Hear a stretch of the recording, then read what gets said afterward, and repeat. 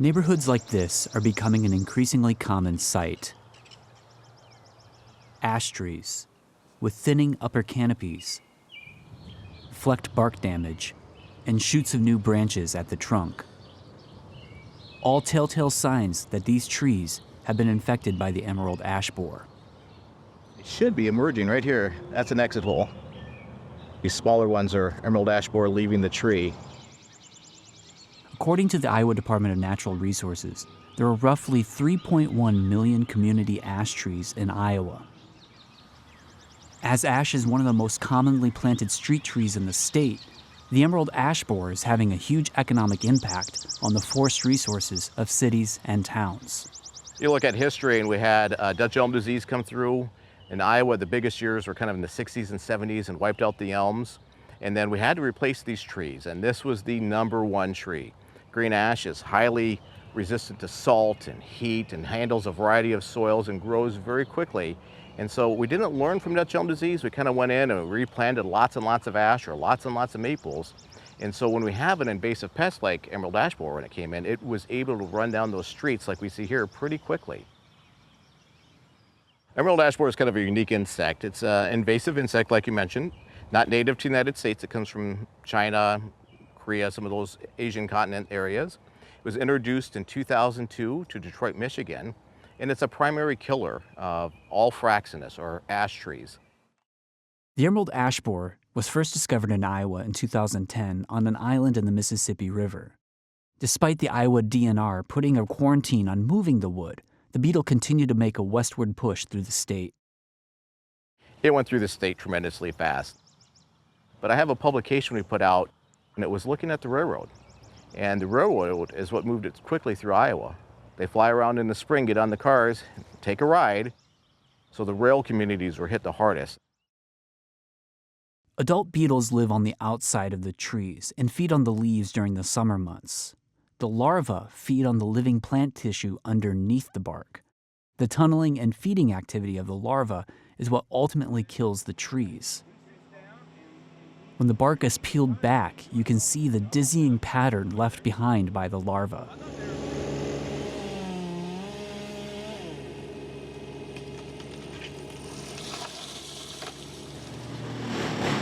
As millions of these trees are cut down, several factors come into play.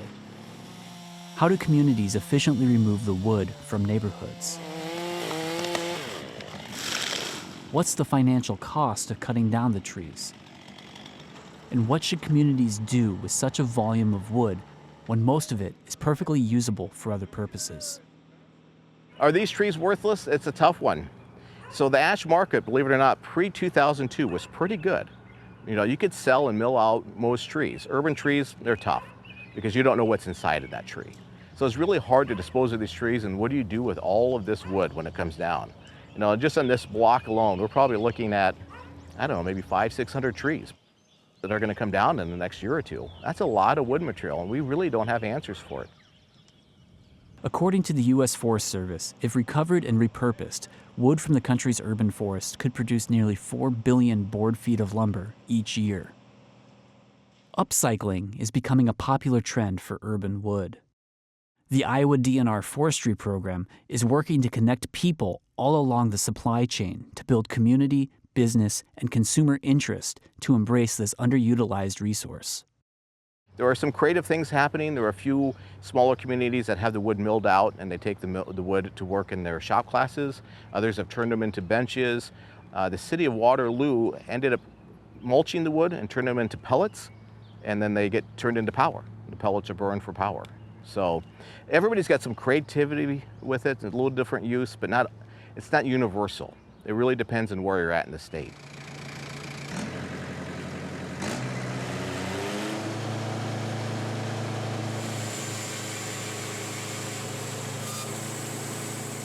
We've got a lot more ash now than we ever had before. Monty and Becky Button own Bear Creek Hardwoods outside of Earlham, Iowa. They are a full-service lumber mill and kiln that takes locally sourced wood and repurposes it. Used to be that they would just cut down all the trees, mulch them up, or take them to a landfill.